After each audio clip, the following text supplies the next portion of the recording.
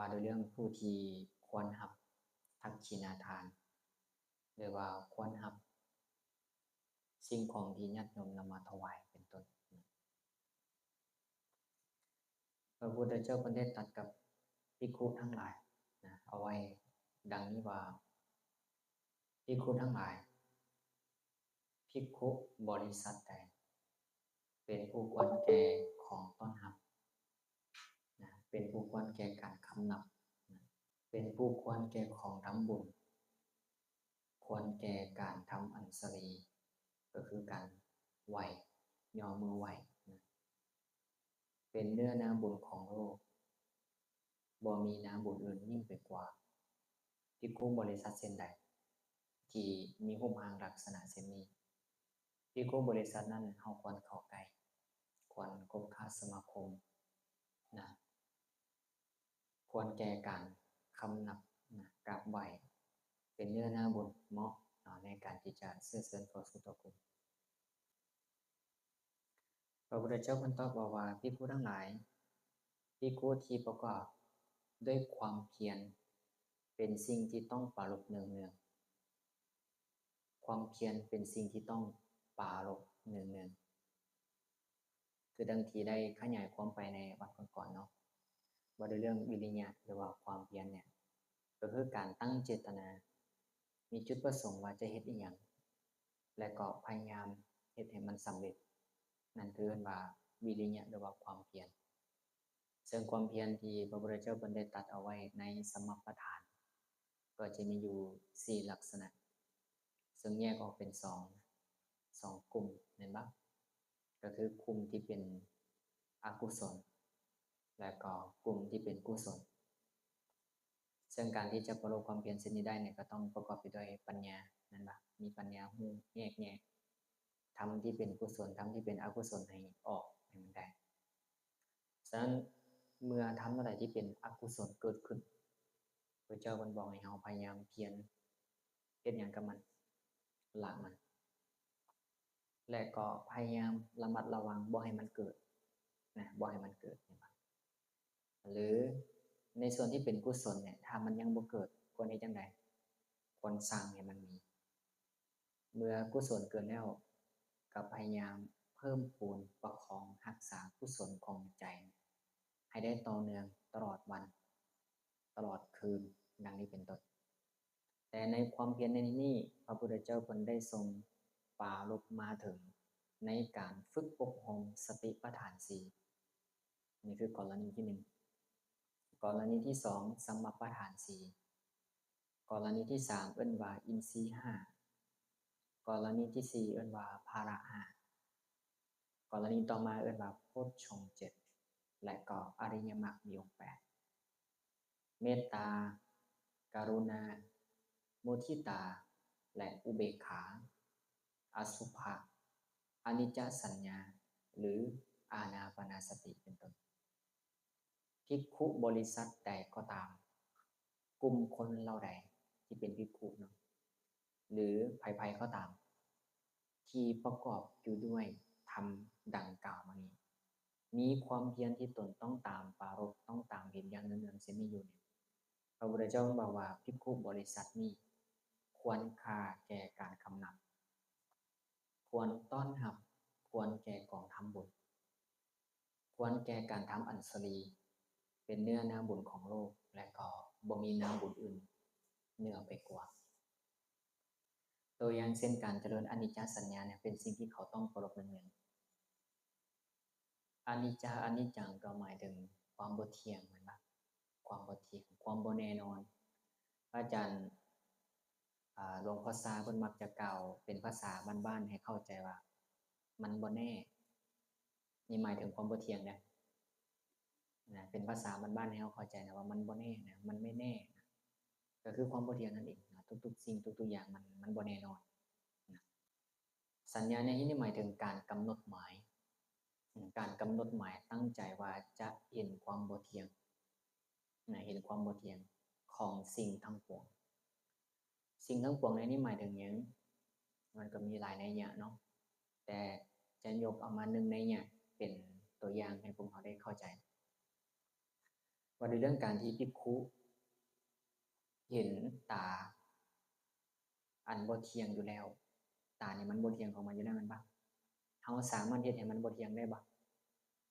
คิดเอาได้บ่ว่ามันบ่เที่ยงบ่ได้แม่นบ่ต้องเห็นความบ่เที่ยงของตาตามความเป็นจริงซึ่งมันบ่เที่ยงไปแล้วด้วยปัญญาอันถูกต้องความเห็นเช่นนี้ของภิกขุนั้นก็กลายเป็นสัมมาทิฏฐิสัมมาปัจฉังนิพพินทติเมื่อเห็นอยู่อย่างถูกต้องเช่นนี้ยอมเบื่อหน่ายเนี่ยนิพพินทตินิพพิทาก็คือความเบื่อหน่ายนั่นเองนะยอมเบื่อหน่ายฉะนั้นคือการเห็นตาหูดังลิ้นกายและก็ใจซึ่งบ่เที่ยงอยู่แล้วว่าบ่เที่ยง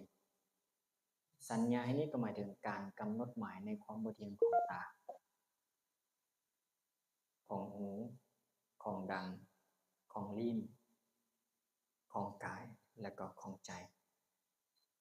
ทีนี้นอกจากอายตนะภายในแล้วเนี่ยก็คือการกำหนดหมายในอายตนะภายนอกว่าจะเป็นรูปะก็คือรูปที่เห็นได้ด้วยตารูปในที่นี้หมายถึงการกำหนดหมายในสิ่งที่เห็นว่าจะเป็นสีและแสงที่กระทบกันเนาะให้เฮาเป็นสีเป็นต้นนะว่าทั้งหมดมันก็เป็นเพียงแค่รูปที่บ่เที่ยงเป็นสีที่เกิดจากการกระทบสัมผัสเนาะเกิดแล้วก็ดับไปเสียงจังซี่เนาะกลิ่นรสชาติ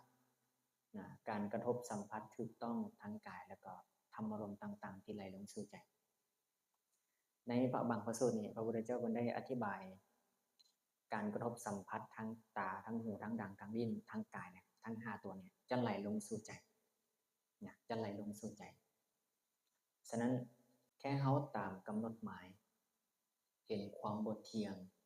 ของสิ่งทั้งปวงสิ่งนี้ว่ามื้อนี้นะเฮาจะตามเห็นความบ่เที่ยงให้ได้หลายที่สุดเท่าที่จะเป็นไปได้และพยายามประคองนี่คือการตั้งเจตนาว่าเรื่องความเพียรตั้งแต่ตอนต้นเนาะเป็นสิ่งที่เขาต้องประลบเนืองเมื่อตั้งเจตนาแล้วเนี่ยก็ประคองทุกอิริยาบถในการเห็นในการฟังในกินที่ดมในความรู้สึกในการสัมผัสในรสที่ได้ชิมต่างๆว่ามันบ่เที่ยงมันบ่เที่ยงมันไม่แน่เนาะมันบ่คงที่มันแปรปรวนเปลี่ยนแปลงการที่ภิกขุปรารภเนืองๆเช่นนี้ตามเห็นเช่นนี้ตามกำหนดหมายเช่นนี้ก็คือเป็นการเจริญอนิจจสัญญาการตามเห็นความบ่เที่ยงในสิ่งทั้งปวงอยู่แล้วภิกขุใดมีการตามเห็นอย่างนี้เนืองๆภิกขุนั้นควรค่าแก่ของคำนับควรค่าแก่การต้อนรับควรค่าแก่ของทำบุญควรค่าแก่การทำอัญชลีเป็นเนื้อนาบุญของโลกเขายังบ่ได้ว่าทำที่มันยิ่งขึ้นไปกว่านั้นแค่เขากำหนดหมายในการเห็นความบ่เที่ยงของสิ่งทั้งปวงก่อนเห็นปะแล้วภิกขุบริษัทนี้พระเจ้าบอกว่าควรเข้าใกล้ควรคบค้าควรสมาคมเป็นอย่างนี้ยังบ่ได้ว่าทำที่ละเอียดลึกซึ้งขึ้นไปกว่านั้นเถื่อแค่กำหนดหมายในการเห็นความบ่เที่ยงของตาหูดังลิ้นกายใจตามเป็นจริงเช่นนี้นะและเขาบ่ยาทุกๆวันก็จะตรวจสอบและก็ตามเป็นเช่นนี้อยู่เสมอภิกขุเหล่านี้ควรค่าแก่การให้ทานอันนี้ก็คือ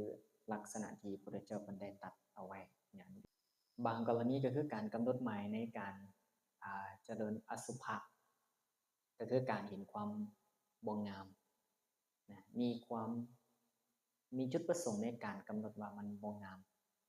นะก็อาจจะเห็นเป็นสิ่งทั้งปวงเนาะเห็นเป็นธาตุเห็นเป็นอย่างต่างๆก็ได้ที่ให้เห็นแล้วรู้ว่ามันบ่งามมันบ่จบแต่ว่าทั้งหมดทั้งมวลอสุภะมีจุดประสงค์ให้เห็นเพื่อกำหนดหมายในความบ่แม่นตัวตนให้เห็นตามเป็นจริงว่าจริงๆแล้วมันบ่ได้มีอีหยังที่เป็นของงดงามที่เป็นที่นิรันดร์ที่เที่ยงแท้นะที่ถาวรที่ควรค่าแก่การยึดว่าเป็นเฮาเป็นของเฮาแต่อย่างใดเนี่ยมันบ่ได้ควรค่าแบบนั้นฉะนั้นต้องมากำหนดหมายแล้วก็มาเห็นตามเป็นจริงตัวอย่างสติปัฏฐาน4จะลองอธิบายตามที่บางทีเข้าใจเนาะแบบสังเขปให้พวกเราเข้าใจกันเพิ่มเติมสติก็หมายถึงการระลึกได้หรือว่าความระลึกได้ แล้วการที่จะเป็นสัมมาสติเนี่ยบ่แม่นเฮาน้อมไปเพื่อการระลึกแต่มันเป็นการระลึกเกิดขึ้นโดยการฝึกอบรมมาดีเป็นอัตโนมัติเป็นออโตเมติเนาะฐานในการระลึกมีอยู่4ลักษณะก็คือหยังกายเวทนาจิตและก็ธรรมเห็นปะกายเวทนาจิตธรรมเป็นฐานที่ตั้งแห่งการระลึกกายานุปัสสนาสติปัฏฐานระลึกรู้กายระลึกเห็นกายระลึกกลับมาที่กายจะรู้กายแบบใดจังค่อยเป็นกายานุปัสสนาสติปัฏฐานก็เห็นว่าเป็นอนัตตาเห็นว่าเป็นอนัตตาตัวอย่างเช่นในบริบทที่พระพุทธเจ้าเพิ่นได้ตรัสเอาไว้ว่าภิกขุเมื่อยืนอยู่ก็รู้ว่ายืนอยู่เมื่อนั่งอยู่ก็รู้ว่านั่งอยู่เมื่อนอนอยู่ก็รู้ว่านอนอยู่และเมื่อย่างอยู่ก็รู้ว่าย่างอยู่ทีนี้ในขณะที่ย่างนี่เขาจักบ่สำคัญว่าตนเป็นผู้ย่างมีเฮาเป็นคนย่างการย่างเป็นเฮากำลังจะไปทางใดแต่โดยความเป็นจริงเขาจะระลึกได้ว่านี่คือการย่างเป็นเพียงแต่กิริยาเป็นเพียงแต่การไหลไปตามสภาวะของธรรมชาติมันเป็นเพียงนามรูปมันเป็นเพียงความบ่เที่ยงเป็นเพียงอนัตตาการระลึกได้เช่นนี้นั่นคือสัมมาสติคือเอากายเป็นฐานในการระลึกเห็นกายว่าเป็นอนัตตาแล้วเห็นด้วยปัญญาเช่นนี้ในเอิ้นว่าวิปัสสนาและสติกับปัญญามันก็ขาดกันบ่ได้เป็นธรรมชาติที่เคียงคู่กันอยู่แล้วฉะนั้นถ้าบุคคลใดเมื่อย่างอยู่ก็รู้ว่ามันคือการย่างบ่มีไผเป็นคนย่างบ่มีเฮาที่ย่าง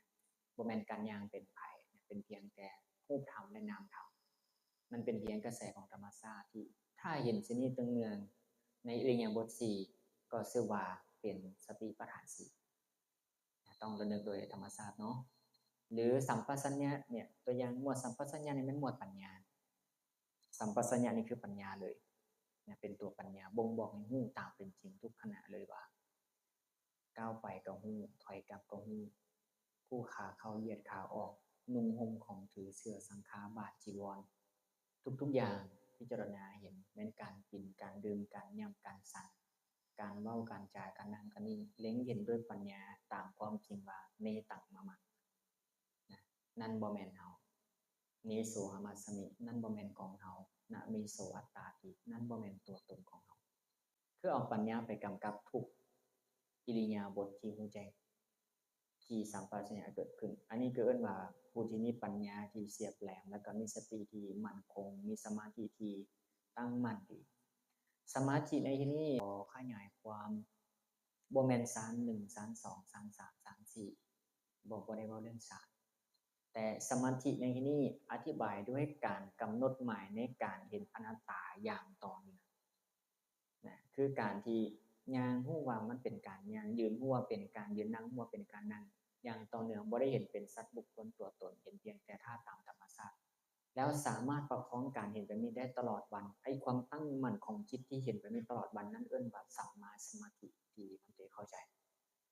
ถ้าเราสามารถประคองในการเห็นแบบนี้ได้เสมอตลอดวันได้มันจะดีหลายเลยเนาะซึ่งการที่จะเป็นเช่นนี้ได้ก็ต้องฝึกให้ได้สมาธิแด่สมาธิที่เป็นฌานเนาะมันจะสามารถฝึกให้เราปรับจิตเป็นตั้งมั่นกับอารมณ์ใดอารมณ์หนึ่งได้โดยง่ายให้มันต่อเนื่องแต่มันจะ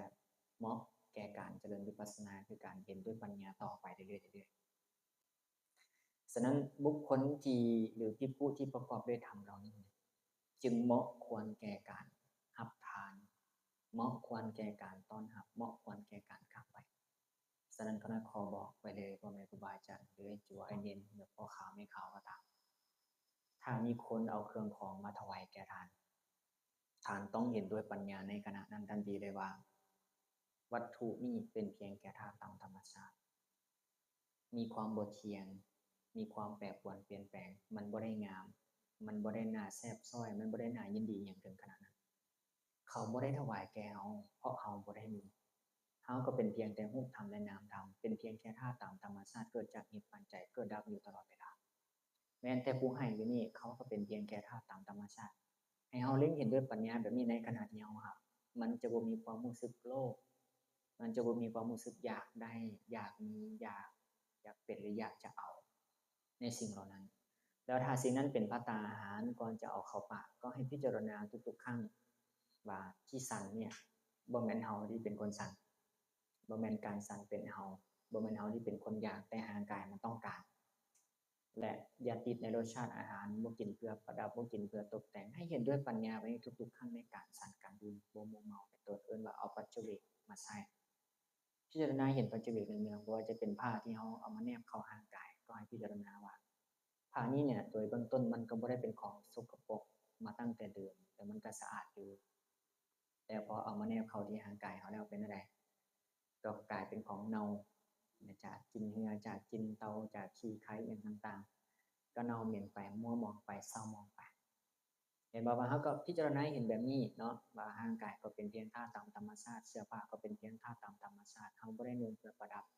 เฮาบ่ได้หวังความงดงามเพื่อเอย่องเพื่อหยังต่างๆแต่เฮาเพื่อปกปิดอวัยวะเป็นต้นซี้นะพิจารณาตามปัจเจเวกปฏิสังขารอยู่นั่นแหละฉะนั้นเมื่อเฮาพิจารณาอย่างนี้ปั๊บไอ้ความรู้สึกปลาบปลื้มความรู้สึกยินดีความรู้สึกพอใจในผ้าใหม่จะหายนะอาสวะเหล่าใดที่เกิดขึ้นด้วยการพิจารณาแล้วเสร็จอาสวะเหล่านั้นจะบ่มีเพราะเฮาพิจารณาแล้วด้วยดีแล้วจึงค่อยส่องเสร็จเป็นต้นฉะนั้นนี่คือหัวข้อเบื้องต้นนะที่พระพุทธเจ้าเพิ่นได้ตรัสกับภิกษุทั้งหลายว่า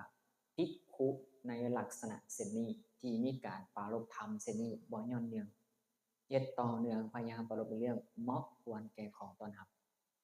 เหมาะควรแก่การทำอัญชลีควรกราบไหว้ควรต้อนรับควรทำบุญคือภิกขุที่ประกอบความเพียรในสิ่งที่ต้องปรารภเนืองๆคือต้องทำเนืองๆต้องเห็นเนืองๆทวนคืนเนาะบ่ว่าจะเป็นการอบรมในสติปัฏฐาน4นะสัมมาปัฏฐาน4นี่คือเพียรละบาปเนาะเพียรให้ใจตั้งมั่นในสิ่งที่เป็นกุศลเนืองๆคือการระลึกถึงทานที่ตนได้ให้ไประลึกถึงศีลระลึกถึงพระพุทธเจ้าระลึกถึงพระธรรมระลึกถึงพระสงฆ์เนี่ยเอิ้นว่าเป็นการละบาปพอเอาจิตไปตั้งไว้สิ่งเหล่านี้ปั๊บเนี่ยใจก็จะมีที่อยู่บาปอกุศลก็จะบ่เกิดนะเจริญอินทรีย์5พละ5โพชฌงค์7อริยมรรคมีองค์8เมตตากรุณากรุณากมุทิตาอุเบกขาอสุภะอนิจจสัญญาหรืออานาปานสตินะแล้วผู้ใดก็ตามที่เจริญอานาปานสติเนี่ยจะประกอบกับความสุขได้มีภิกขุหนึ่งในเมื่อก่อนเราตั้งมั่นด้วยการปรารภอานาปานสติเป็นหนึ่งเราเป็นนางอยู่ไสก็ตามเราจะมักอุทานคำหนึ่งออกมาเสมอว่าสุขเนาะสุขเนาะจะเป็นสุขแท้เด้นะจะเป็นสุขแท้เด้เพราะบาปอกุศลบ่เกิดเลยทุกๆครั้งที่เราอยู่ในไสก็ตามท่ามกลางหมู่บริษัทก็ตามก็มีแต่ความสุขเพราะเราบ่เอาจิตอื่นมาวุ่นสมองก็คือมุ่งหน้าแต่การทำจิตของตัวเองเป็นจิตที่ต้องทำเนืองๆคือการตามอยู่กับลมหายใจที่เข้าออกก็คือเห็นด้วยปัญญาด้วยนี่คือหัวข้อเริ่มต้นนะหัวข้อธรรมะเนี่ยแค่เล็กน้อยเด้จริงๆมันมีหลายกว่านี้เด้อบ่ว่าจะเป็นสัญญา10ประการอนุสติ10จังซี่น่ะเนาะพวกนี้เนี่ยสามารถเป็นฐานในการเจริญได้ทั้งหมดถ้าภิกขุใดไปตั้งปรารภความเพียรตั้งเจตนาจะตามเพียรตั้งเจตนาที่จะปรารภในการตามเพียรเป็นความบ่เที่ยงเนาะเป็นทุกขังแล้วก็เป็นอนัตตาได้อย่างต่อเนื่องมั่นคงได้เหมาะควรแก่การต้อนรับไปกราบไหว้เด้อนี่คือสิ่งที่สำคัญเนาะภาษาไทยแบบไม่เหลวแหลกเลยนะบ้านเฮาสิว่าจั่งใดดีบ่มุนอุ้ยปุ้ยเนาะภิกขุบริษัทนี้บ่มุนอาญะบ่มุนอุ้ยปุ้ยจังซี่นะเนาะบ่มั่งเพเนาะบ่ขาดบ่เดือดร้อนจังซี่นะบ่เหลวแหลกเนาะบ่เหลวแหลกเลยก็คืออยู่ในกลุ่มบริษัทนี้ควรแก่การต้อนรับควรแก่การกราบไหว้ควรแก่การทำอัญชลีเป็นต้นจังซี่เนาะต่อมานี่พระพุทธเจ้าเพิ่นได้มาขยับขึ้นมาบัดนี้ขยับขึ้นมาหมายถึงหยังหมายถึงเราบุคคลที่เอิ้นว่า4คู่8บุรุษใน4คู่8บุรุษนี้ก็ควรค่าแก่การต้อนรับเห็นบ่เริ่มยับสเต็ปขึ้นมาเนาะเมื่อกี้นี่เฮาเว้าเรื่องผู้ที่ยังต้องปรารภความเพียรเนืองๆอยู่แต่ว่าตอนนี้เนี่ยผู้ที่สำเร็จมรรคผลในระดับแต่ในระดับหนึ่งนะบ่ว่าจะเป็นโสดาปัตติมรรคโสดาปัตติผลมี1คู่นั้นได้2บุรุษแล้วเนาะและก็สกทาคามิมรรคสกทาคามิผลนี่คือ2บุรุษ1คู่อีกเป็นคู่ที่2แม่นบ่คู่ที่3แม่นอนาคามิมรรคและอนาคามิผลได้ไปแล้ว6บุรุษต่อมาคู่ที่4ก็คืออรหันตมรรคและอรหันตผลอรหันตมรรคและอรหันตผล ซึ่งใน4คู8บุรุษนี้เหมาะเลยควรค่าแก่การทำบุญควรค่าแก่การกราบไหว้ควรค่าแก่การทำอัญชลีเป็นเนื้อนาบุญของโลกและบ่มีนาบุญอื่นยิ่งไปกว่านะบ่มีนาบุญอื่นยิ่งไปกว่านี่คือ4คู8บุรุษ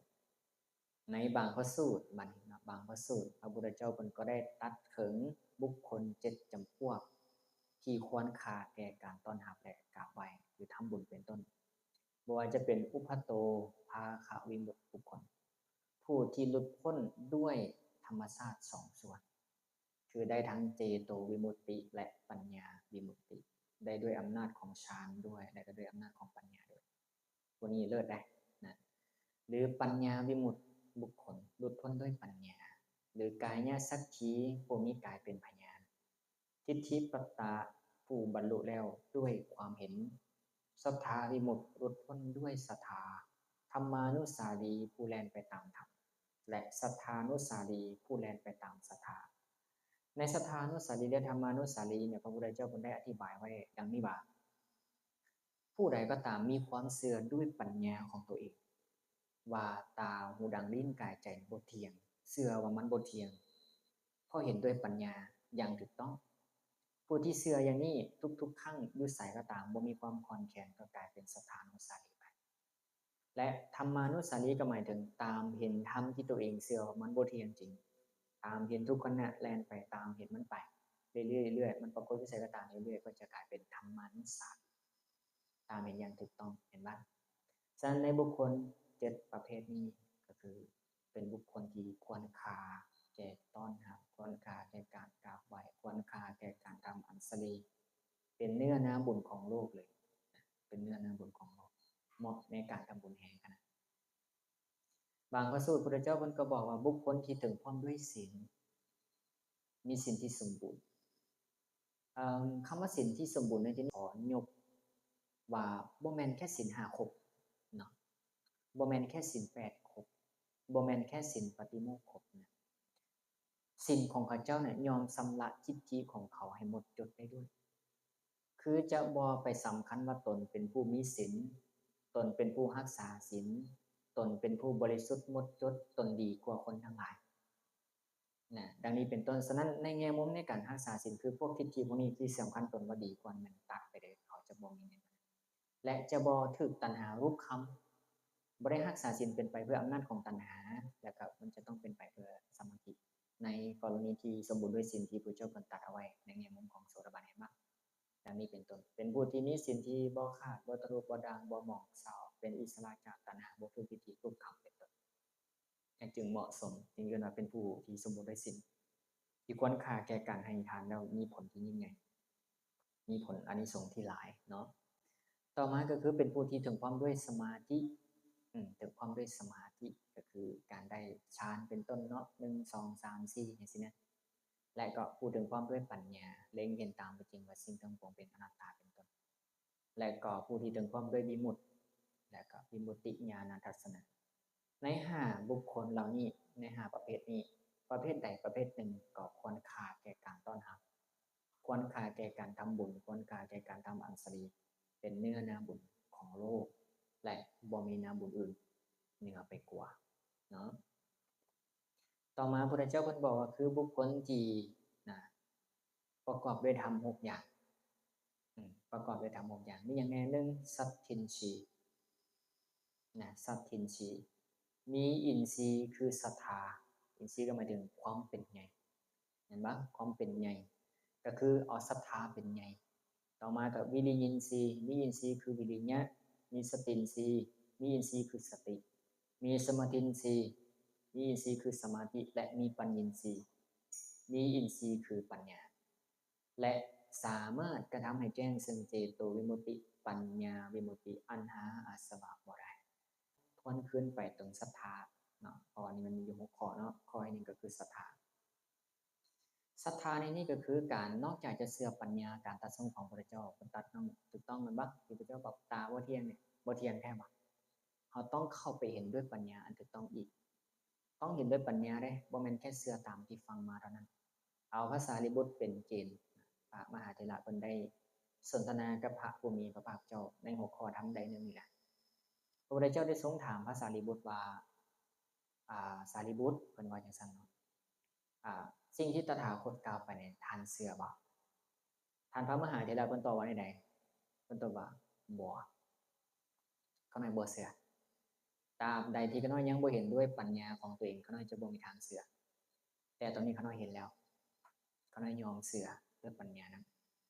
ก็เหมือนกับบุคคลที่ปีนหน้าผาเพิ่นจะอุปมาเนาะผู้หนึ่งอยู่ยอดผาพุ่นแล้วแนมเห็นภูเขาป่าไม้หนองสระอิหยังต่างๆอีกผู้หนึ่งอยู่ตีนภู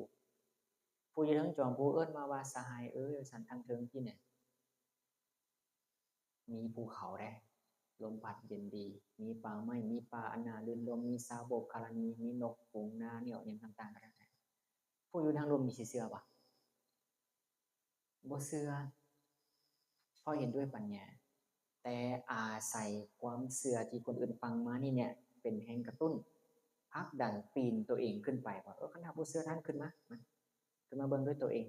เพิ่นก็ขึ้นไปปั๊บไปแลเห็นท่านเชื่อเฮาบ่เชื่อแล้วเพราะค่อยเห็นด้วยปัญญาของข่อยแล้วเป็นต้นฉะนั้นศรัทธาตัวนี้ก็นอกเหนือจากเชื่อในถ้อยคำปัญญาการตรัสรู้ของพระพุทธเจ้าแล้วเนี่ยย้อนกลับไปสู่ศรัทธานุสารีเพราะสิ่งที่พระเจ้าตรัสไว้ว่าตาบ่เที่ยงบ่หูบ่เที่ยงดังบ่เที่ยงลิ้นบ่เที่ยงกายบ่เที่ยงใจบ่เที่ยงนั่นคือปัญญาในการตรัสรู้ตามเป็นจริงสิ่งที่พระเจ้าเห็นแล้วเฮาก็เชื่อและเห็นด้วยปัญญาของเฮาอีกทับหนึ่งเมื่อมีความเชื่อตามความเป็นจริงอย่างนี้แล้วจึงทรงจิตไปน้อมจิตไปตามเห็นซึ่งตาหูดังลิ้นกายใจอันบ่เที่ยงนั่นแหละว่าบ่เที่ยงตามเป็นจริงการตามเป็นจริงนั่นแหละเป็นวิริยะของเขานั่นคือความเพียรเมื่อเขาตามเห็นสิ่งนี้เรื่อยๆกำหนดหมายในการตามเห็นสิ่งนี้เรื่อยๆสติอันเป็นธรรมชาติในอนาคตเนี่ยจะเกิดขึ้นโดยอัตโนมัติโดยที่บ่ต้องตั้งเจตนาโดยที่บ่ต้องอาศัยความเพียรทุกครั้งที่เห็นทุกครั้งที่ฟังมันจะระลึกโดยธรรมชาติของมันว่ามันเป็นเช่นนั้นมันเป็นเพียงแค่ธาตุมันเป็นอนัตตาเป็นต้นและเมื่อการที่สติระลึกเส้นนี้เรื่อยๆต่อเนื่องเรื่อยๆก็จะกลายเป็นสัมมาสมาธิและปัญญาจะบริบูรณ์เพราะเห็นอย่างต่อเนื่องเห็นอย่างแจ่มแจ้งอย่างมั่นคงและตามใดที่เขายังเฮ็ดให้อินทรีย์ห้าเหล่านี้บริบูรณ์เส้นนี้ตามเห็นความบ่เที่ยงของตาหูดังลิ้นกายใจเส้นนี้เนี่ยเขาจะสามารถกระทำให้แจ้งซึ่งเจโตวิมุตติและปัญญาวิมุตติในอนาคตแน่นอนแต่คำถามคือเขาเห็นมันอยู่บ่เห็นหลายบ่เรารู้ว่าสิ่งที่เขาต้องทำคืออย่างไรนี่แหละแต่ในวันๆหนึ่งเนี่ยพวกเขาตั้งเจตนาที่จะตามเห็นมันอยู่บ่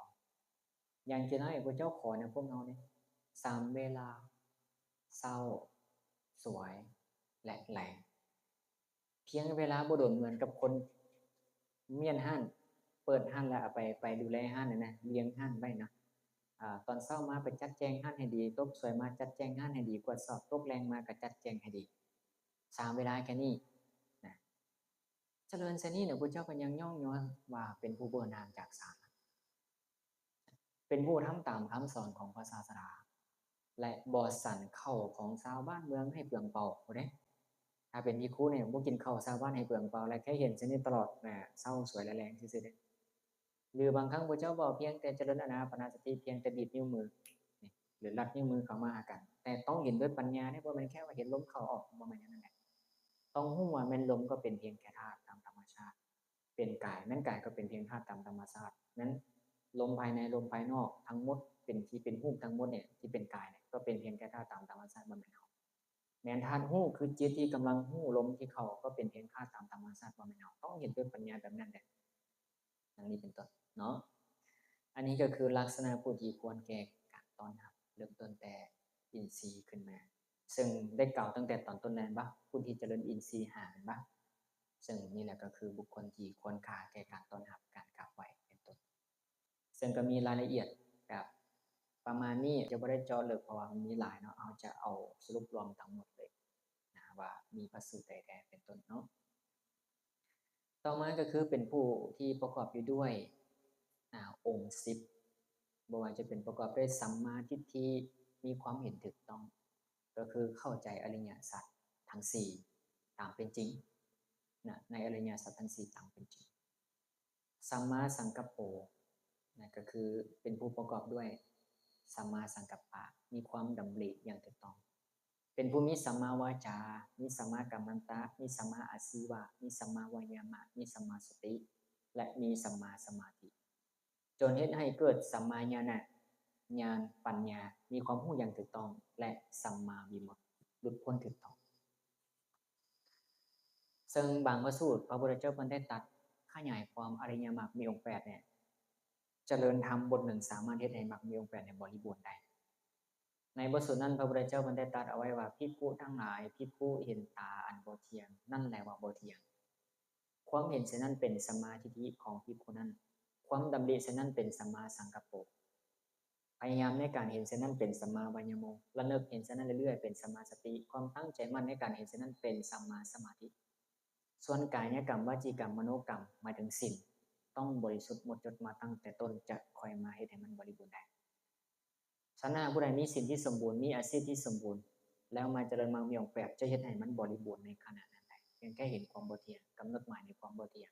เรื่อยๆนะเป็นต้นซึ่งบุคคลที่ประกอบด้วยองค์10นี้ก็ควรค่าแก่การต้อนรับควรค่าแก่การกราบไหว้ควรค่าแก่การทำบุญหรือควรค่าแก่การทำอัญชลีเนาะเป็นเนื้อนาบุญของโลกบ่มีนาบุญอื่นยิ่งกว่าประมาณนี้นะประมาณนี้แต่ยังมีอีกอยู่เนาะยังมีอีกหลายบ่ว่าจะเป็นผู้ฉลาดในฐานะเห็นปะเป็นผู้ฉลาดในฐานะเป็นไปได้บ่ในโลกธาตุหนึ่งที่จะมีพระพุทธเจ้า2 องค์เกิดพร้อมกันบ่ก่อนบ่หลังกันบ่ได้แม่นบ่เป็นไปได้บ่ผู้ที่เฮ็ดกายกรรมทุจริตวาจีกรรมทุจริตมโนกรรมทุจริตตายไปแล้วจะไปสุคติเป็นไปได้บ่บ่แม่นฐานะที่เป็นไปได้เนาะแล้วฐานะที่เป็นไปได้คือจังไดผู้ที่กระทำกายเนี่ยทุจริตวจีทุจริตมโนทุจริตเพื่อหน้าที่การตายไปไสนรกแม่นบ่ฉะนั้นเราจะสละในฐานะและก็อาฐานะในบทสูตรที่พระเจ้าอธิบายกับทางปานมตัวนี้ก็สามารถอธิบายได้เป็นผู้สามารถยิงได้ไกลเป็นผู้สามารถยิงได้ไวและปราบฆ่าศึกหมู่ใหญ่ได้ดังนี้เป็นต้นในสิ่งเหล่านี้ผู้ประกอบไปทำ4ประการนี้ก็สิว่าเฮ็ดให้ควรค่าแก่การต้อนรับซึ่งรายละเอียดจะอยู่ในปึ้มทานเด้อสังเกตมาผู้ใดอยากได้เนื้อในรายละเอียดแต่ละความหมายให้เข้าไปเบิ่งในปึ้มทานเพิ่มเติมนะที่พ่อแม่ครูบาอาจารย์ก็ลูกเราไม่ให้ต่อมาเพิ่นว่าเป็นผู้เชื่อฟังเป็นผู้ฆ่าได้เป็นผู้รักษาได้เป็นผู้อดทนได้เป็นผู้ไปได้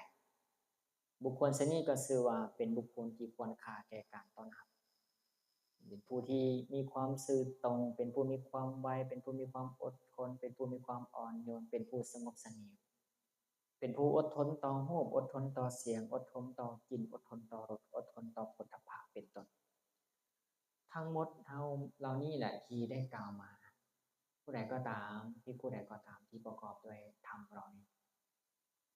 ควรค่าแล้วแก่การต้อนรับควรค่าแล้วแก่การทำบุญควรค่าแล้วแก่การทำอัญชลีเป็นเนื้อนาบุญของโลกและก็บ่มีนาบุญอื่นยิ่งกว่าเป็นคุณสมบัติที่ควรเป็นบรรพสิทธิ์และบรรพสิทธิ์ที่มีธรรมเหล่านี้ไปสู่บ้านเรือนใดก็ตามญาติโยมที่อุปถากต้อนรับจะได้รับพระอานิสงส์ตามลำดับนั้นผลใหญ่ตามธรรมวาระซึ่ง